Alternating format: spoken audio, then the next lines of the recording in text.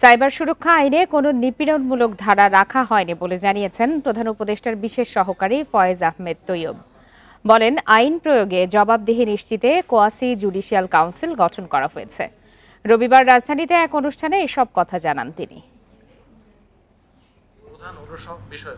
উপদেষ্টা পরিষদের বৈঠকে সম্প্রতি অনুমোদন হয় ব্যক্তিগত উপাত্ত সুরক্ষা অধ্যাদেশ ২০২৫, জাতীয় উপাত্ত ব্যবস্থাপনা অধ্যাদেশ ২০২৫ ও সাইবার সুরক্ষা সংশোধন অধ্যাদেশ ২০২৫।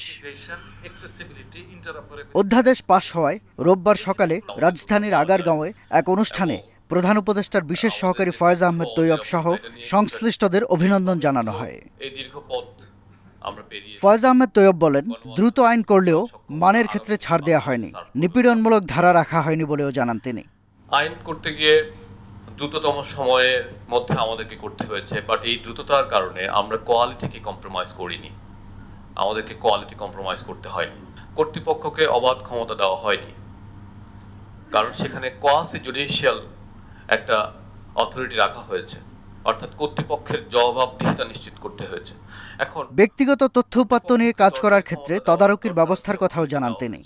তথ্য সংগ্রহ, সংরক্ষণ, বিনিময়, প্রক্রিয়াজাতকরণ, এই চারটা কাজ যদি কর্তৃপক্ষ করে, কোনো প্রতিষ্ঠান করে অন্য প্রতিষ্ঠানের সাথে, তাহলে আমরা বলেছি ওভারসিইং অথরিটি হিসাবে কর্তৃপক্ষে যেই একটা কমপ্লায়েন্স রচনা করে দিবে, এই কমপ্লায়েন্সটা মানতে হবে।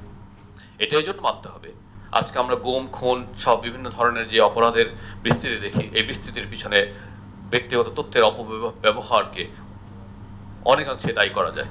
আগামী বছরের মাঝামাঝি বা শেষ নাগাদ বাংলাদেশ তৃতীয় সাবমেরিন কেবলে যুক্ত হবে বলেও জানান প্রধান উপদেষ্টার বিশেষ সহকারী। সার্ভে যোগাযোগ করেছে আমার জন্য। শাহাদাত স্বপন, ইন্ডিপেন্ডেন্ট নিউজ, ঢাকা।